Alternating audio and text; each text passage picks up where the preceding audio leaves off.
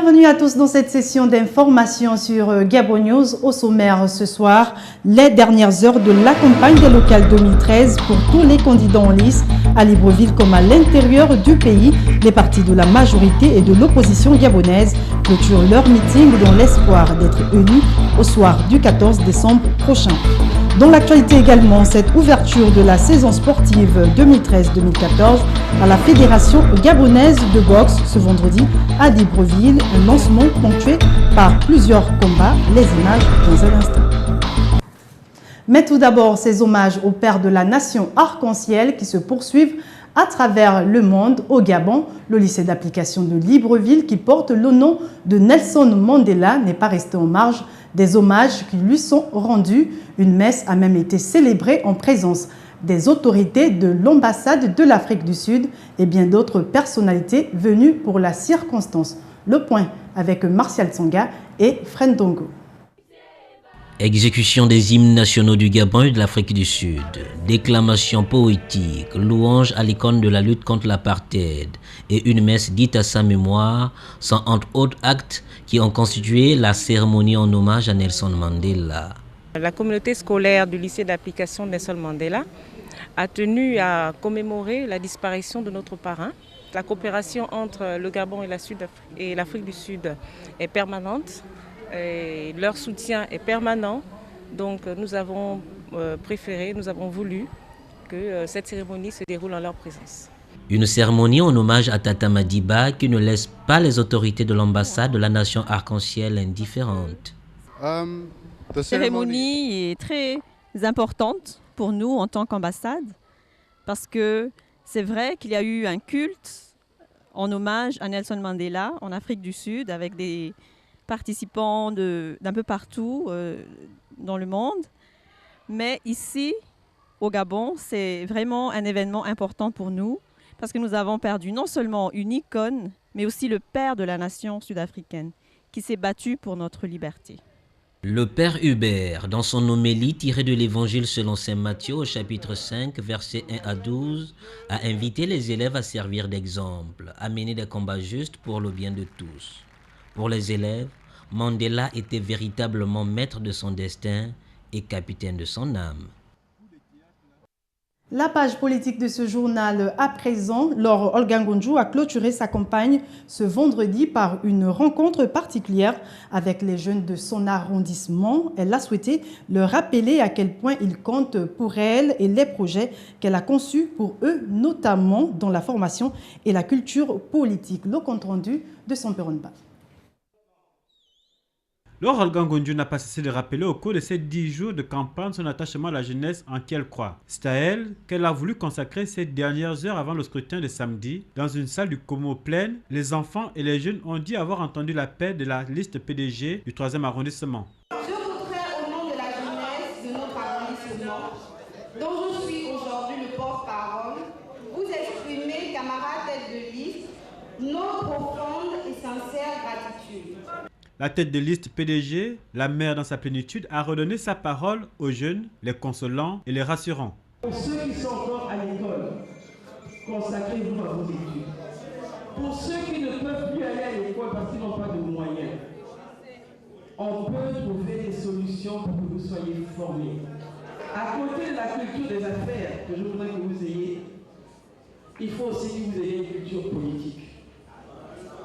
Que vous soyez bien informés aussi. Je souhaite aussi pour vous que vous ne soyez plus instrumentalisés. Cet impact entre ces centaines de jeunes et à travers eux la jeunesse librevilloise, Laure Olgangonju et tout le PDG du 3e arrondissement qui a été signé ce vendredi pour le bénéfice de tous. Dans le cadre de la campagne des locales 2013, samedi prochain au Gabon, Laure Olgangonju, tête de liste PDG du 3e arrondissement, est également face à la presse à son domicile pour répondre au nom de sa formation politique aux préoccupations des journalistes. Nous vous proposons un extrait de cette rencontre sur les propos recueillis par Kenny Ongori et Josué Badinga. Il va y avoir au niveau de la municipalité des travaux d'aménagement, d'embellissement et autres. C'est à cette occasion que des jeunes gens pourront être recrutés pour pouvoir non seulement participer, mais également recouvrer leur dignité parce qu'ils auront un salaire et pourront se prendre en charge. Nous entendons également accorder aussi la priorité aux petites et moyennes entreprises gabonaises qui se plaignent de ne pas participer suffisamment. Ce qui manque aussi ici, chez nous, c'est des espaces culturels et des espaces sportifs. Il n'y a pas d'aire de jeu. On construit et on oublie qu'il faut une aire de jeu. Les enfants ne lisent plus, les enfants ne se cultivent plus. On s'adonne à la facilité. Les sites internet que vous connaissez sont les sources de récréation pour ces enfants-là, avec tous les risques liés à la cybercriminalité. Quand le PDG va reprendre à partir du 14 décembre les mairies, un accent sera mis sur la jeunesse. Il faut, comme je le disais dans mon intervention, que les compatriotes retrouvent l'espérance. Il faut que nos compatriotes retrouvent l'espérance en leur pays. Parce que c'est d'abord notre pays et nous devons tous participer à sa construction. Et avec l'apport des autres.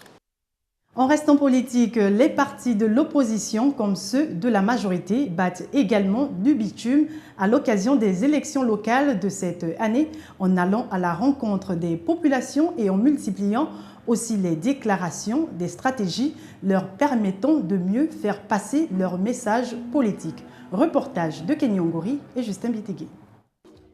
À l'heure de la campagne des locales, les formations politiques de tous bords s'activent pour le dernier coup d'accélérateur. Les candidats de l'opposition ne sont pas en reste et ne veulent pas jouer les seconds rôles, comme pour les 7 merveilles du peuple qui invitent les populations à écrire une nouvelle page de l'histoire de Libreville.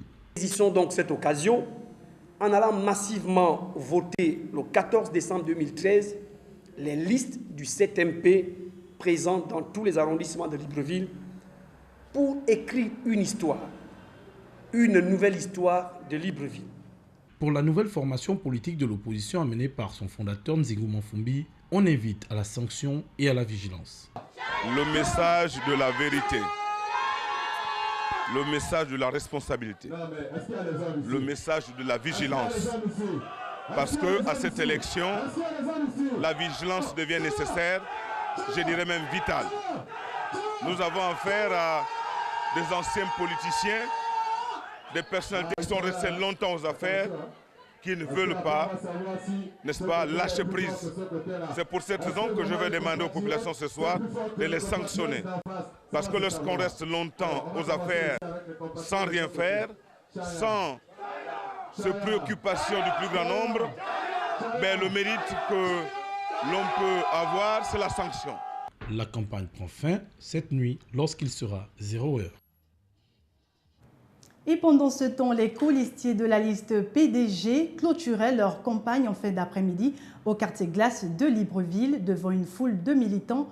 Un meeting de clôture au cours duquel certaines têtes de liste annonçaient déjà leur réélection à la mairie du 3e arrondissement à l'issue du scrutin du 14 décembre prochain. Les explications de Kenny Ongori et Justin Bitégué. La campagne de charme en vue des locales de samedi prochain bat son plein. Majorité et PDG se battent pour plaire davantage aux militants. Pour le Centre des libéraux réformateurs, l'espoir demeure. J'ai demandé aux populations durant les 10 jours d'essayer de me donner un nouveau mandat pour me juger au pied du mur. Est-ce que le mandat qui s'achève, je ne suis pas le comptable de ce mandat-là. Je n'ai fait qu'achever le mandat qui avait été entamé par quelqu'un d'autre.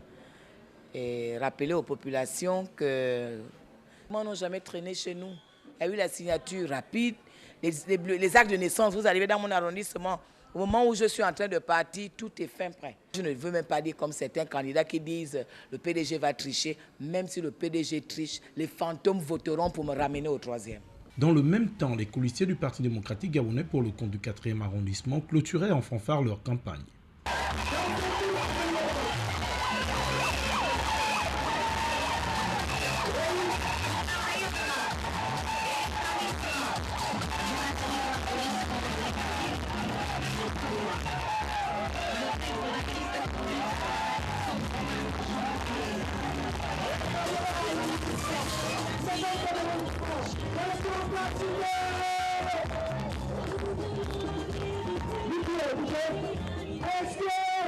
À l'heure de la fin de la campagne, les regards sont déjà arrivés vers le scrutin de samedi prochain.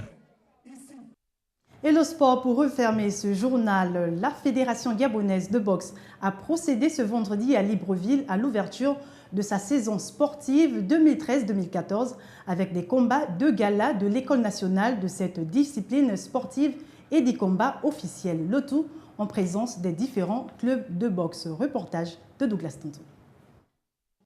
Au total, 10 combats officiels et 2 combats de gala de l'École nationale de boxe étaient au centre de l'ouverture de la saison sportive 2013-2014 de la Fédération gabonaise de boxe. Nous débutons cette saison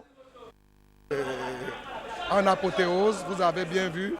Les boxeurs sont fiévreux et belles, surtout pour préparer, n'est-ce pas, d'ici février, le championnat national. Après une longue période de léthargie, la reprise est difficile mais sûre, avec des combats d'un niveau technique moyen, partant des poids lourds aux poids légers. Une saison qui s'annonce pleine pour les pugilistes du Gabon. C'était un peu difficile pour moi.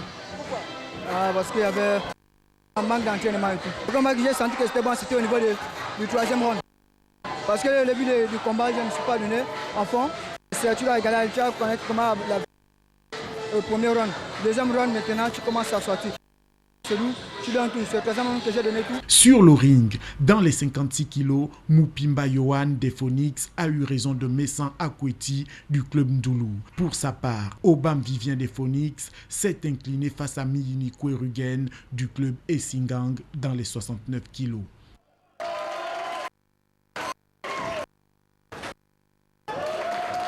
Cette cérémonie a été officiée par le directeur technique national Biban Messi et par le coach national Mefagé Dieudonné. Voilà, point final à cette édition. Merci pour votre attention. Prochain rendez-vous de l'actualité présenté lundi 16 décembre prochain avec Larissa Fall Traoré. Bon week-end à tous et à très bientôt sur Gabon News.